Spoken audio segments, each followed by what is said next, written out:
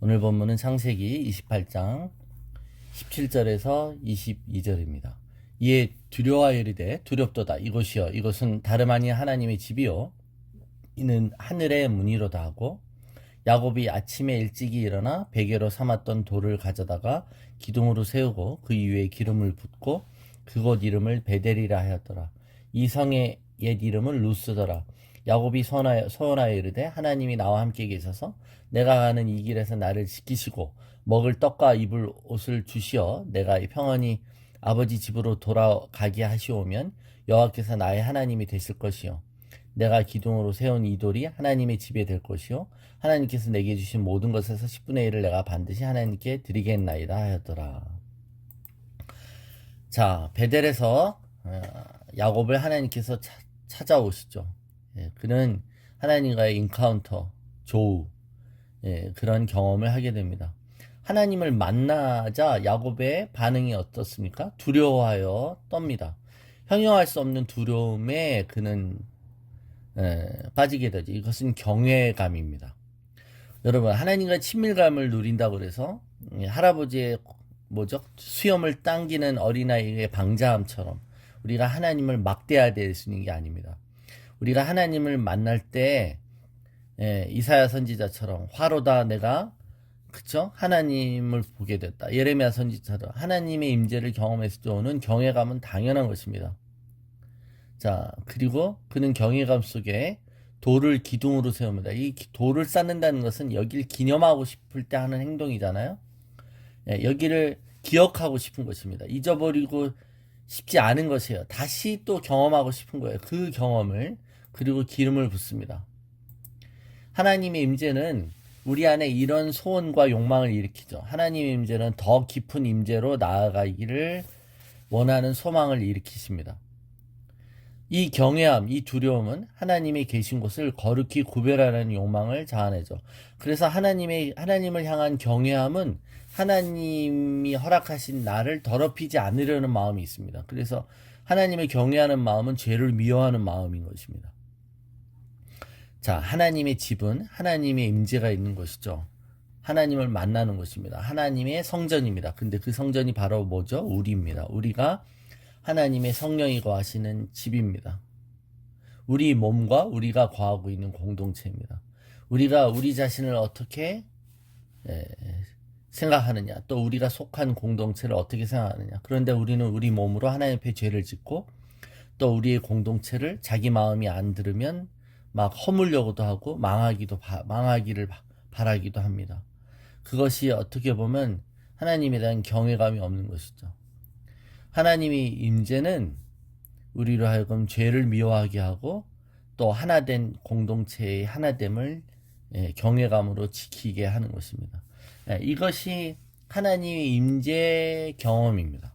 하나님의 임재를 경험했는데 자기가 막 방방 뜨거나 자신이 막 이런 특별한 경험을 했다고 막 정말 막 나대고 내세우는 사람이 있다면 어쩌면 하나님을 만난 게 아니라 잘못된 헛된 경험을 한 것일 수 있습니다. 하나님을 만난 사람의 가장 큰 변화는 그래서 경외감이고 그 다음에 방금 말한 것처럼 이것을 다시 경험하고 싶은 하나님에 대한 추구, 하나님에 대한 욕망, 하나님께 달려가고 싶은 마음이 샘솟는 것입니다. 그 다음 또 그 하나님에 대한 헌신에 대한 욕구가 생겨난다는 겁니다. 자, 그래서 하나님의 은혜를 경험하면 하나님께 뭔가 드리고 싶은 거예요. 헌신하고 싶은 거예요. 감사하고 싶은 거예요. 그래서 20절부터 22절을 보면 그죠? 여기에 나옵니다. 그 감격으로 하나님께 뭔가 헌신하고 싶은 고백이 있어요. 그래서 서원하는 것입니다. 자기가 지금 아무것도 없어요. 빈털털입니다. 그런데 하나님이 나에게 허락하신 것에 대한 감격이 있어요. 나를 지켜주시고 나와 함께 하시겠다는 놀라운 그 언약의 약속에 하나님께 11조를 드리겠다고 서원합니다. 네. 근데 여러분, 자, 하나님이 이 문맥을 우리가 잘 이해해야 되는 것은 하나님은 내가 너를 지키고 너를 이렇게 하겠다고 약속하셨어요. 네가 어떤 행동을 하면 내가 이렇게 해주겠다가 아니었죠. 그런데 야곱은 이렇게 하리라 약속하셨는데 야곱은 오히려 이렇게 말합니다. 이렇게 하시면 하겠다라고 말합니다. 어쩌면 인간적인 그 보장에 대한 불안함에서 나온 고백일 수 있을까요? 그런데 여기에 서원이라는 게 있다는 거예요. 이 성경에 나오는 서원은 조건절이 아닙니다. 그죠? 하나님이 이런 약속을 해주신 것에 대한 감격으로 하나님께 하는 어떤 그런 반대 급부로서의 헌신인 것이지, 하나님이 나한테 이걸 해주시겠으면 이거 하겠습니다 라는 게 아닌 거예요. 은혜의 대가로 내가 이걸 헌신하겠습니다가 아니라 은혜에 대한 감사인 거죠. 그래서 서원제는 감사제인 거잖아요. 이미 받은 은혜가 너무 감사해서 내가 어떤 의무나 책임을 기꺼이 자원해서 지겠다는 거예요. 이게 감사제물인 거예요. 근데 많은 사람들은 내가 먼저 감사를 드려야 그 다음에 뭔가 하나님으로부터 받을 수 있겠다. 이 기브 앤 테이크 아니야? 이런 식의 잘못된 개념을 갖는 겁니다. 여러분, 서원했다는 말이 있어요. 그죠? 그죠? 서원하겠습니다. 라면 이것은 계약이라고 생각하는 겁니다. 서원은 계약이 아닌 것입니다. 하나님께 대한 감사의 표현일 뿐이에요. 자신의 삶을 새롭게 하는 하나님에 대한 거룩한 굴복인 것입니다. 우리가 서원의 예를 생각하면 우리는 하나님 앞에 서약하잖아요. 결혼식 때도 서약합니다. 하나님이 너무나도 좋은 배우자를 허락해 주신 것에 대해서 검은 머리가 파뿌리 때까지 사랑하고 한 몸을 깨트리지 않겠더라고 약속하는 것입니다. 그죠? 하나님이 하나님께 되게 한 것을 사람이 깨트릴 수 없다. 이렇게 약속하는 것이죠. 우리가 예수님을 영접할 때도 그렇습니다. 주님이 나를 위해 피 흘려주신 그 보혈이 너무나도 고맙고 감사해서 내가 주님을 영원토록 이제 나의 주인으로 모시겠습니다. 주인으로 알겠습니다. 그리고 나에게 주신 것은 하나님이 잠시 동안 맡겨주신 위탁하신 것으로 알고 나는 청지기로서의 삶을 살겠다고 하는 거잖아요. 이게 서원인 거예요. 그죠? 우리가 서원에 대해서 얘기할 때 아들을 달라고 기도했던 한나의 기도를 생각합니다. 아들을 주시면 그 아들을 내가 나실인으로 살게 하겠습니다. 아들을 못 갖고 있는데 아들 주시면 목사가 되게 하겠습니다. 이게 조건의 개념이 아닌 것이죠. 기도하는 가운데 하나님의 임재와 계시가 임합니다. 아들이 주실 것에 대한 확실한 응답을 받은 거예요. 그럴 때 이 아들을 드리겠다라고 고마워서 약속하는 것이지 하나님께 먼저 딜을 하는 게 아니라는 겁니다. 자, 만일 서원을 내가 하나님께 먼저 조건을 제시해서 우리가 무엇을 조건을 제시한다고 그래서 하나님이 거기에 솔깃해서 그래 그게 유혹이 되고 매력이 돼서 하나님이 우리의 소원을 들어주실까요? 아니잖아요. 그게 하나님을 자기처럼 생각하는 인간의 어리석음이지 않습니까? 자, 그래서 하나님과 이런 딜을 치려고 하는 이런 서원의 개념은 잘못된 개념은 이것은 매우 율법적이며 선악과에 대한 선악과의 어떤 그림자라고 할 수 있습니다. 하나님의 영광을 자기가 취하는 방식인 것이죠. 그래서 성경에 이런 식으로 접근을 하면 안 돼요. 그러니까 이런 식으로 잘못 접근했던 사람의 예가 사사기에 입다였던 것이죠. 하나님이 미디안 족속을 무찌르는데 너를 사용하겠다고 말씀하셨어요. 그죠? 그건 약속인 거예요. 그러니까 너의 능력하고 상관없다는 거예요. 그런데 자신이 이 일을 감당하기 확신이 없어요. 그럴 때 인간은 자기가 뭔가를 해야 된다고 느끼는 거예요. 자꾸. 인간은 불안해요. 하나님에는 신뢰가 없으니까 어떻게든 뭘 해야 돼요. 그죠? 부모로서 자식을 가만 놔두면 안 될 것 같으니까 뭔가 부모로서 막 챙겨야 되고 잔소리도 해야 되고 해야 될 것 같아요.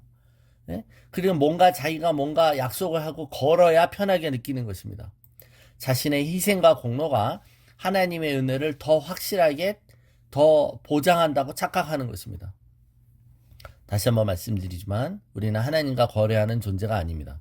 야곱의 이 서원은 하나님과 거래하는 조건이 아닌 것이죠. 하나님께로부터 일방적으로 받은 그 사랑과 은혜를 감사해서 하는 자발적인 헌신인 것입니다. 먼저 조건을 제시해서 하나님의 사랑을 끌어내는 게 아닙니다. 요한일서 4장 19절에 우리가 사랑하면 그가 먼저 우리를 사랑하셨습니다.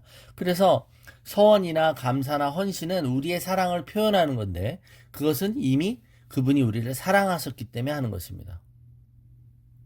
그죠? 그랬더니 어떤 사람들의 마음속에 아니 하나님도 너희가 먼저 11조를 해라. 그럼 내가 하늘의 창고의 문을 열고 붙지 않나 보라고 하셨잖아요. 예. 그러므로 11조는 조건 아닙니까? 라고 하면 그렇지 않습니다, 여러분. 22절이에요. 22절에 하나님이 내게 주신 모든 것에서 11조를 드리겠다는 거죠. 그러니까 여러분 11조도 무슨 소리예요? 하나님이 뭐 하신 거야? 11조란 나의 10분의 10이 하나님의 것이라는 걸 인정하는 신은 감사의 고백인 것이죠. 다 하나님 것인데 나는 그 중에 10분의 1만 드려도 되는 것이죠. 하나님은 너가 투자해봐. 너가 여기에 대해 투자에 대해서 어떤 음, 투자에 대한 그 보상이 있을 거야라는 게 아니라 하나님이 11조를 해보라는 것은 우리의 믿음을 키워주시게 한 거예요. 우리의 믿음. 그런 고백을 해보라는 겁니다. 그 고백이 원래 하나님 우리에게 복 주시고자 하시는 것을 막는 모든 방해물들과 너의 장애들을 제거할 거라는 얘기인 거예요. 영적인 선포인 것이죠. 자, 모든 것이 하나님의 무로부터 왔음을 깨닫고 고백하는 자가 하나님의 공급을 제한 없이 경험할 수 있다라는 약속인 것입니다. 그래서 여러분 하나님의 임재는 우리에게 우리의 소유관과 우리의 물질관을 바로잡아 주십니다. 즉 우리에게 올바른 가치관을 주십니다. 그래서 여러분 우리가 하나님 임재를 경험해야 되는 이유가 여기 있어요. 우리가 초자연적인 하나님의 임재를 경험하지 않으면 우리가 자연적으로 익숙해 있는 이 세계에 묻혀버리고 이 세계의 가치관에 함몰되는 것입니다. 하나님의 임재 연습이라는 유명한 책을 쓴 로렌스 형제는 하나님의 임재를 그가 일상적인 그 수도원에서 설거지를 할 때 가장 느꼈다고 하잖아요. 예. 그러니까 우리 일상적인 일, 아무 허드렛 일 같고 아무 주목받지 않은 일을 할 때도 하나님의 임재를 느끼고 하나님의 음성을 듣습니다. 인생의 밑바닥을 경험하고 절망과 좌절을 경험하고 있는 야곱에게 찾아오셨던 것처럼 여러분 하나님의 가장 귀한 것은 우리가 생각하는 가장 잘 나가고 사람들에게 박수받는 순간이 아니라 우리의 전 존재로 우리가 실존적으로 우리가 아무 방해 없이 우리가 정직하게 하나님 앞에 서고 하나님을 구할 때 만날 수 있는 것이죠. 그래서 여러분 지금까지 경험하지 않았던 하나님을 만날 수 있는 절호의 기회가 우리의 고통과 시련을 통해 우리에게 주어집니다. 그럴 때 기뻐하셔야 되는 줄로 믿습니다. 오늘 힘든 일이 있으십니까? 그러면 그것 때문에 하나님을 더 구하시기 바랍니다. 그러면 내가 알지 못하고 경험하지 못했던 하나님을 경험할 것을 확신하시기 바랍니다.